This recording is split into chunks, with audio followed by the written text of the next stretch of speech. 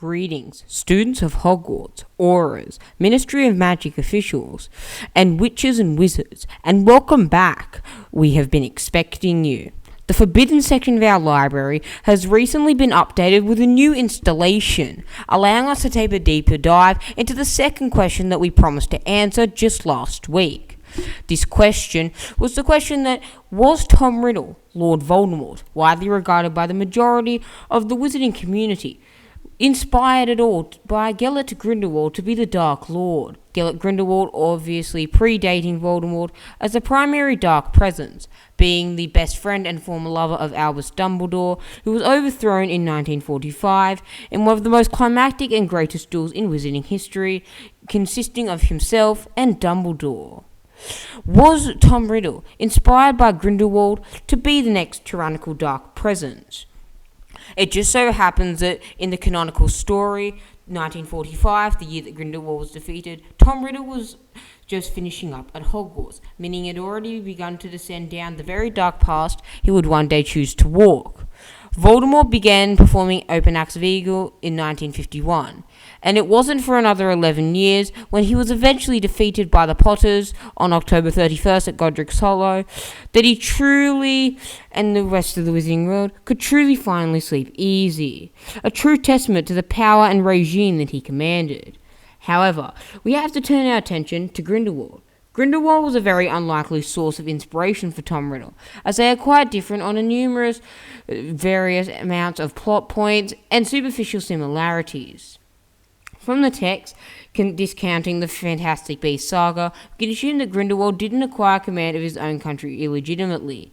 Then he began conquering and converting his neighbouring wizarding communities and countries. His followers were always intended to function as a conquering army of loyalists and idealists, not how Voldemort commanded his armies, with Voldemort primarily commanding his armies out of fear. If one of the Death Eaters wanted to leave, Voldemort was more likely to kill them on the spot than to grant them that honour. His rhetoric is radical, but he was in favour of wizarding supremacy, not blood purity, that Voldemort believed in so heavily. And the justifications for that stance were pretty strong at the time, given World War I, one of the most catastrophic events in Muggle history was a Muggle war of global proportions, with weapons enabling industrialized slaughter. Gellert Grindelwald was still completely wrong, but moderates may be convinced by him as well as the fanatical. Grindelwald was at his core the evil Dumbledore, a figure like Magneto, completing evil and awful acts for what he sees as the greater good. But despite this, Grindelwald still held a notion and comprehension of things like love and caring. He enjoyed life, which in my opinion is the primary reason why he never invented Horcruxes. He wanted to live out his days, not spend his days anxious about figuring out ways to prolong it like Voldemort was. To Voldemort, there was nothing more terrifying than dying, and when he stared down a boggart, he actually saw a mummified version of his own corpse being lowered into a tomb. Grindelwald enjoyed life, and had a notion of love from his earlier years with Albus Dumbledore. While he might have been evil in some respects, he genuinely thought what he was doing for the wizarding community was important, and that it would benefit both sides, both Muggle and magical. He did, and was someone who does what they see as necessary and doesn't care about the suffering it would take to build his ideal world. He understood that a multitude of the actions that he was completing was, well, wrong and bad, but he didn't care. Well, in a way, he didn't care because he thought it was important. He thought that if a few generations were to suffer, it would eventually pay off in the end, as it would create a more peaceful transition into the world. The ends would justify the means to him. By contrast, we have Voldemort, you-know-who spends about 2 decades in corporeal form as the leader over a terrorist organization primarily commanded by fear, locked in a civil war with 2 other factions, the primary one of opposition being the Order of the Phoenix. He didn't legally acquire power, but then started conquering abroad, using his immense innate magical ability and cult following in order to sustain his regime upon the wizarding world.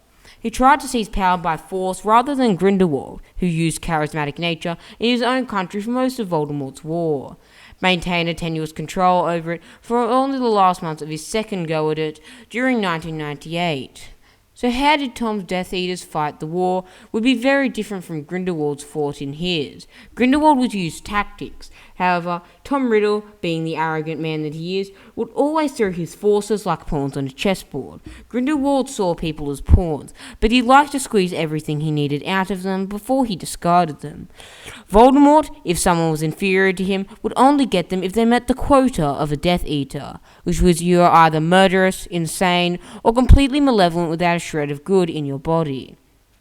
Voldemort wouldn't appeal to the non-extremist crowd at all, as he was post-resurrection. His focus was mass slaughter on all muggles, allowing blood purity to reign supreme for the sake of it, and self-serving power goals, barely disguised as anything less foul towards the end. He deliberately presented as an evil overlord as the war advanced, not attempting to conceal how wrapped and inhumane he had become over the years.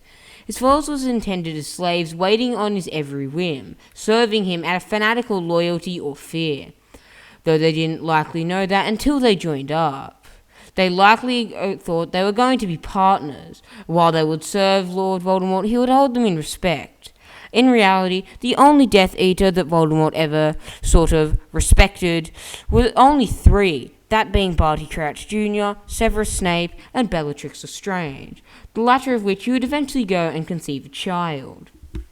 His goals were partially concealed before Halloween in Godric's Hollow on that fateful night, but Tom's aims were always naked ambition at their core, and even an 11-year-old boy could see that chances are anywhere everyone else past that point could too.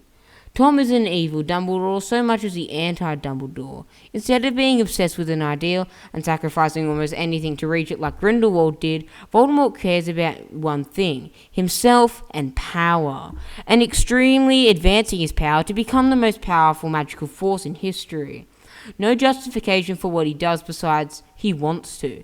Evil not done in the name of belief that the world can be made better, but evil done solely for his own personal gain and enjoyment. Tom would torture the world in a heartbeat.